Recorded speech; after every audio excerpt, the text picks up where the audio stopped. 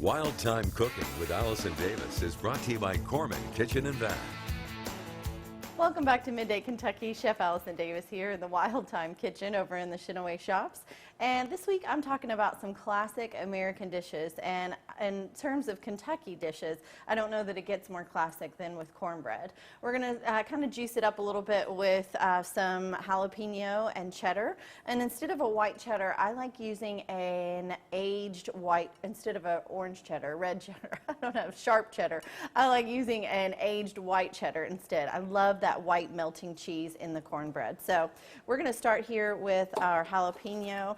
If you like the spice, if you like the heat, then I definitely say just chop the whole thing and include the seeds. But a lot of people are a little bit shy of that. So you just want to take those seeds, kind of remove those, because that's where you find the heat. So we're just going to take this jalapeno, kind of cut it into some thin strips, and then we just have a nice fine dice on our jalapeno.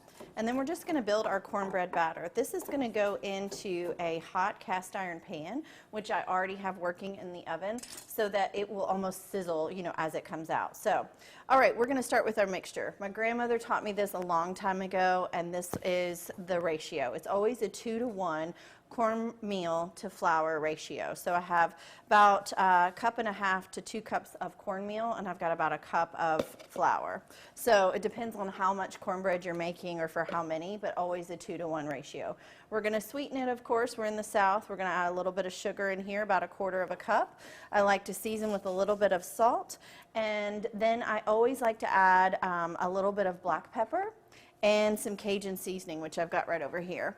So I'm just going to sprinkle, you know, maybe say like a teaspoon or so of Cajun seasoning in. But again, I like a little spice. I like a little, you know, garlic, paprika, all that good stuff. So Cajun seasoning is a great way to go.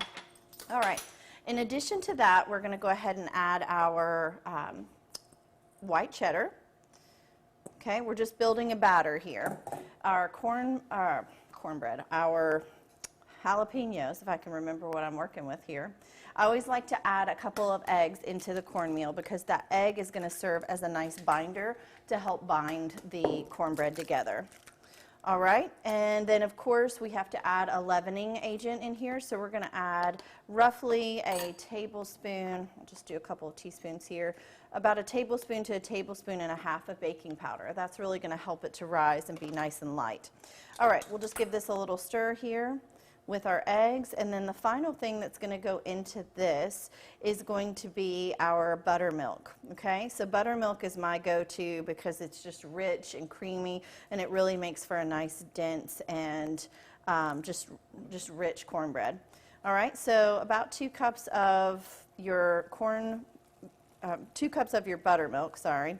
And then my final thing, it's a must, is adding some melted butter in here. You can't have a good cornbread without a little bit of melted butter.